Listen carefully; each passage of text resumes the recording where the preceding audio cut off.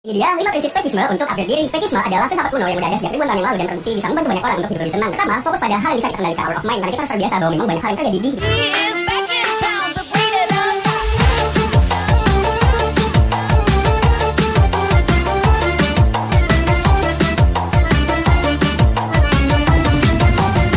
Oke, langsung aja ya. Assalamualaikum warahmatullahi wabarakatuh. Waalaikumsalam warahmatullahi wabarakatuh. Akhirnya kembali, Ngomong Rek. Halo. akhirnya kembali dengan hot topic. Tambah banter. Tantan Ji, nanti makin kenceng aja suara Ji. Oke, santai aja, Pik. Makin gaduh ya. Sudah? Udah. Sudah ya, Pik ya? Udah. Pertama-tama kita silaturahmi dulu dong. Minal aidin wa faidin. Iya gini. Selamat datang di Indomaret. Loh. Indomaret jadinya. Sebenarnya silaturahmi apa silaturahim? Silaturahim. Rahim berarti saudara, rahim satu rahim ya? Enggak lah. Iya.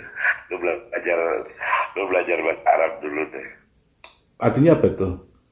Tapi ada yang rahmi, ada rahim loh, Pik. Ntar cek di Google deh. Ya nggak apa-apa Ji. Mau yang mana boleh Ji. Dua-duanya sama aja kali ya. Kayak mamanya ini loh.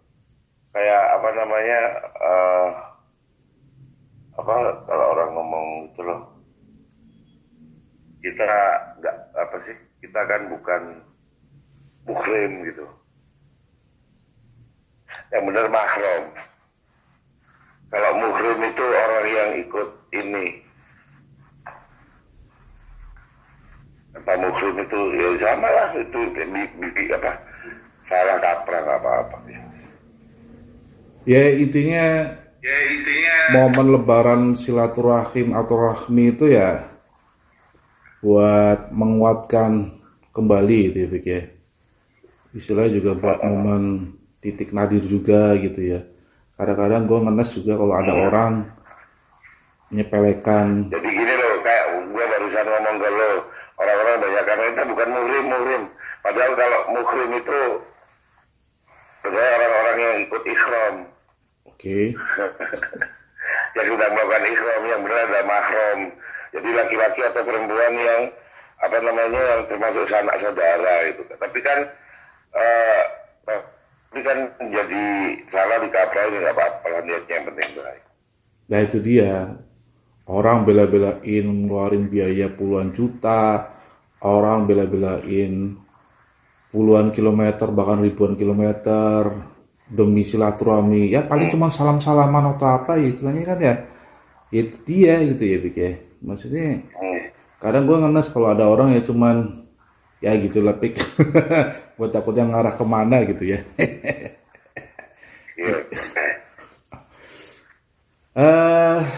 Hot topic absen hampir sebulan selama Ramadan. Gue lihat lu makin ini aja nih, makin berisi aja nih. Berat badan gimana? Berat badan. Gue melar, Pik, di pipi gue kelihatan banget nih. Ya gue nggak pernah pusing fisik sih. Oke. Dan kita beberapa melewatkan hot topic tuh diantaranya banyak ya, Pik ya, yang viralnya Kangen Band. Sebenarnya gue pengen bahas gitu ya. Lu juga termasuk pemantau lah ya, saksi juga gitu. Terus, nah yang terdekat aja deh ya, terdekat nih relate banget sama kita. Balik sebenarnya kita udah bahas sebenarnya sih tentang stoikisme, stoik. Nah ini stoikisme. Jadi ada influencer, gue sebutin namanya ya, si Raditya Dika sampai bahas, sampai si Botak, si Deddy Kobuser sampai bahas gitu. Sebenarnya kalau dipikir-pikir ya, sebenarnya kita udah bahas duluan gitu ya, Pik ya. Mulainya di pandemi gitu. Maksudnya stoikisme itu hampir sama konsepnya, dasarnya adalah ya apa yang kita pernah dibicarain tentang qadarullah, lauful mahfuz. Maksudnya nasib itu kita udah ditentukan ya. Yang bisa kita kontrol, kita rubah itu ya ikhtiar kita gitu loh. Maksudnya kita lebih fokus pada diri kita, ikut tapi nggak larut gitu loh ya. Ya udah kalau dalam keadaan kayak misalnya kayak COVID ya, yang penting fokus. Gimana Pik? Pendapat sampean Pik? Kalau aku sih sebenarnya eh, kalau kita sebagai muslim dan kita udah jalani ya kayak namanya tawakal Allah wa huwa hasbuh. Tawakal, terus termasuk tasamuh, tasapuh, terus apa namanya eh qanaah, menerima takdir itu ya sebenarnya kalau aku ngomong ya sudah Udah stoik ya iya. final gitu loh, gak usah dibahas sih aslinya. Kita semua itu sebenarnya sudah pelaku gitu loh, tapi karena ini ada teorinya, jadi kita kenal itu di keseharian, tapi kemudian ada teorinya, makanya orang bahas teorinya. Buat gua kebalik sih, ngapain gitu capek-capek. Jadi cuman sebenarnya kan sama kayak Islam itu kan dari kata selamat, eh, damai, patuh, tunduk, happy, sama sebenarnya sih. Esensinya kan gitu. Bener. Jadi sebenarnya practitioner Muslim ya dia adalah seorang stoa atau seorang pelaku stoik gitu loh. Sebenarnya bukan kalau mau diteorin gitu sih. Bahkan sebenarnya kalau gua ngomong sebenarnya kayak umpamanya kalau kita baca hikam al-hikam gitu, terus kitab Ihya Ulumuddinnya Imam Ghazali itu kalau orang itu sebenarnya stoik gitu loh. Benar. Meskipun banyak juga sih nganggap bahwa itu terinspirasi sama Plato, Sokrates, Plato, Aristoteles gitu kan. Tapi buat gue malah stoik sih sebenarnya, karena mereka berusaha untuk mencari kebahagiaan dari dalam diri. Jadi namanya kalau logisnya lo nggak bisa nutup tangan lo dua kan, lo nggak bisa nutup semua mulut untuk nggak ngomongin lo. Bener. Tapi kan dengan dua tangan lo bisa nutup telinga lo kan, lo nggak dengar apapun, lo tetap happy. Terus kemudian ada 3 dasar sih ya, bahwa dia nganggap namanya Tuhan itu sudah ngasih rule yang terbaik, tinggal bagaimana kita menyikapi. Jadi selalu percaya bahwa apa yang dari Tuhan, terus apa yang diberikan alam atau semesta itu akan selalu yang terindah untuk kita terima gitu loh. Makanya kalau lo mungkin pernah lihat ngobrolan gue, apa istilahnya, gue ngobrol di Sambut Fajar, lo ntar cari deh YouTube-nya. Di situ untuk menguatkan mental seseorang, gue ngomong apa kita ini udah sukses, sukses itu apa gitu. Ya bisa jadi lo sama gue ngobrol kayak gini itu sudah sukses tertinggi gitu. Cuman kita lupa syukur aja. Tiap hari lo bisa nafas itu sebenarnya ya udah itu kesuksesan tersendiri gitu. Tapi karena memang tiap hari disediain sama semesta, lo jadi lupa untuk bersyukur gitu. Matahari yang tiap pagi selalu ada di timur, terus kemudian digulirkan ke barat, itu kan mega proyek besar yang triliunan harganya. Tapi karena tiap hari lo dapat itu, buat lo itu kecil gitu. Ngeri. Iya kan kayak gitu. Saya kan mega proyek, lo mindahin matahari segede itu, Allah memerintahkan malaikat-malaikatnya untuk memindah matahari dari timur ke barat. Terus bagaimana benda-benda langit itu tidak bertumbukan. dan bagaimana ketika lo keluar ke rumah di malam hari, terus kemudian lo lihat sinar bintang, bisa diterima mata lo, sejatinya itu sudah dikirim cahayanya sama bintang itu yang nyampe ke mata lo hari ini, itu sudah cahayanya dikirim 2 juta tahun yang lalu. Bahwa semua rapi tertata gitu. Jadi nggak ada alasan lo nggak bahagia, nggak ada alasan lo nggak terima. Makanya stoik ini, kalau nggak salah dari kata stoa gitu, gue nggak tahu, coba lo ntar browsing deh kalau soal itu. Jadi 108 tahun sebelum Masehi, Seto dari Sitium, moga-moga gue masih terus itu jadi istilahnya teras ya, dikata teras itu kalau enggak. Jadi di tengah orang itu kalau di kelas kan serius ya, kalau di teras itu kan ya sambil nongkrong ala-ala kita kayak di nongkrong di warung kopi apa. Jadi sebenarnya kata-kata apa namanya, proses belajar yang nggak terlalu serius kayak di kelas-kelas gitu, yang pakai keintelektualan tinggi, pakai ini enggak. Terus gue kan dulu selalu ngomong sama lo bahwa semua itu di pikiran lo, di perasaan lo sama di hati lo. Lo kontrol 3 itu aja beres.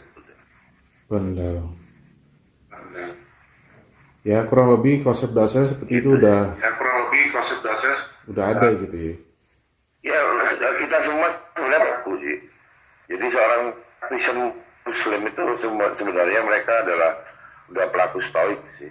Jadi mereka itu fokus pada dalam diri, terus berusaha untuk itu tadi tidak larut gitu loh. Apa namanya, ikut tapi tidak larut gitu loh. Jadi boleh di luar diri kita warna merah semua, kita tetap nggak ini. Kayak ikan itu loh, bagaimana ikan di lautan itu pada saat mereka hidup masih bisa mengontrol diri mereka, masih mereka diberi nyawa. Bertahun-tahun mereka itu di lautan yang sedemikian asin, tubuh mereka tetap tawar. Tapi begitu mereka sudah mati, direndam dengan garam, mereka sudah jadi ikan asin ketika mereka mati gitu. Oke, paham gitu. Sama. Simpel aja ya, jadi ngomongnya ikan direndam bertahun-tahun di air laut, berendam di air laut, tapi tidak sampai membuat daging mereka asin. Tapi ketika mereka mati, direndam pakai garam, mereka jadi ikan asin, itu aja.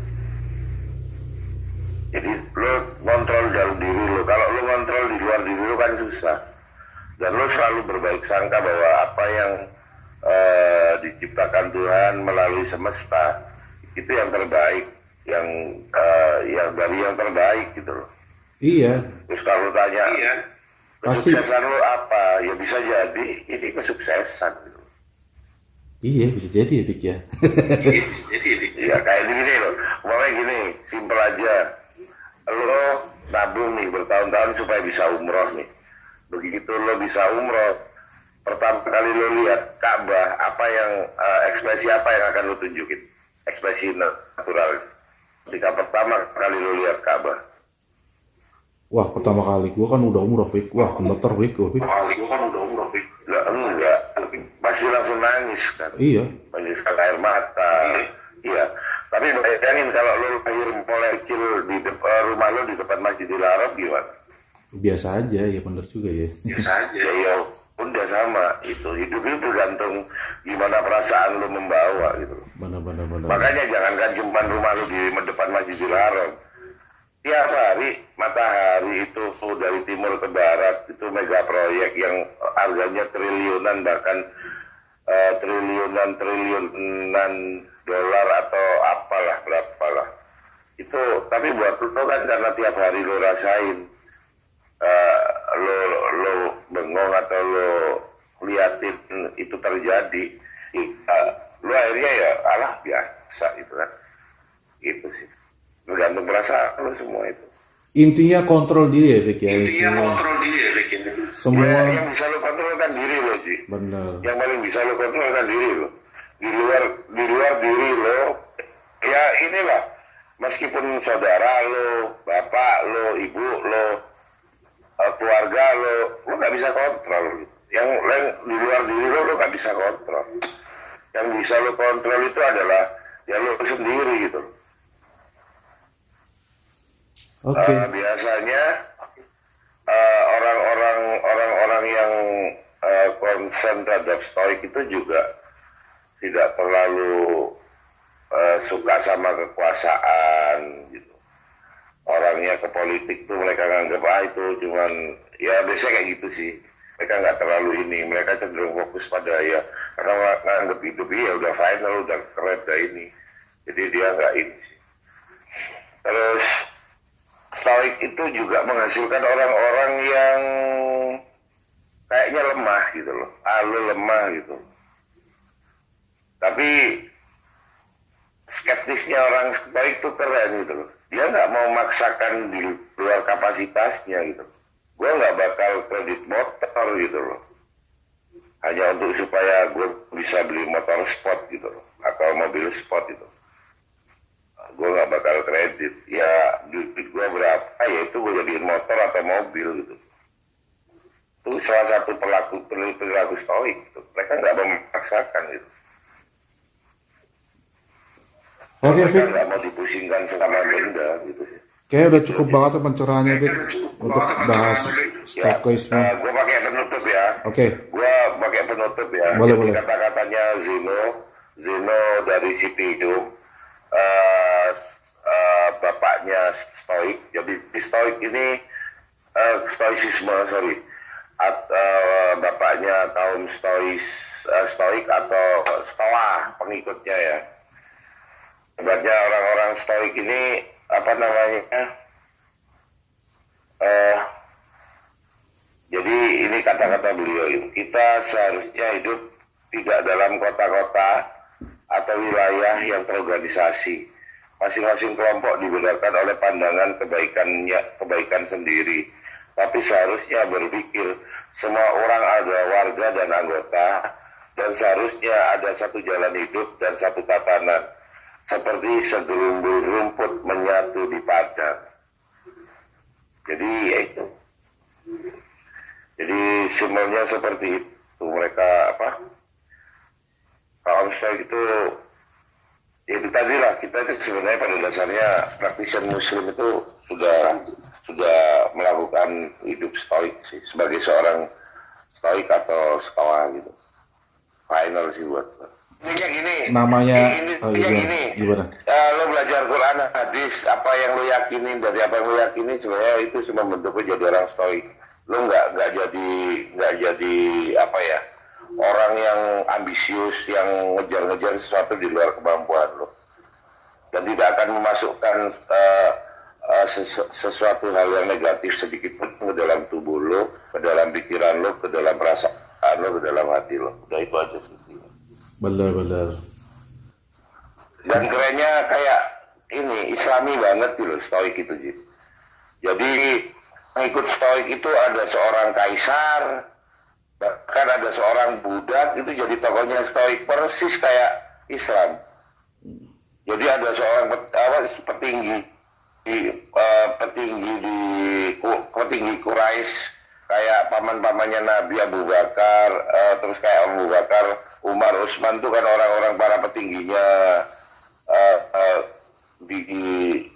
di Mekah saat itu ikut, terus termasuk Bilal seorang budak pun juga ikut gitu, sama mirip banget ceritanya. Jadi stoicisme itu pengikutnya itu orang-orang yang mengagumi ajaran filsafat ini ya, mulai dari seorang raja, seorang kaisar sampai seorang budak gitu. Tokohnya ada gitu. Persis kayak Islam gitu. Oke. Cukup sekian, Pik. Udah cukup durasinya lah pencerahan hari ini. Terima kasih, Pik.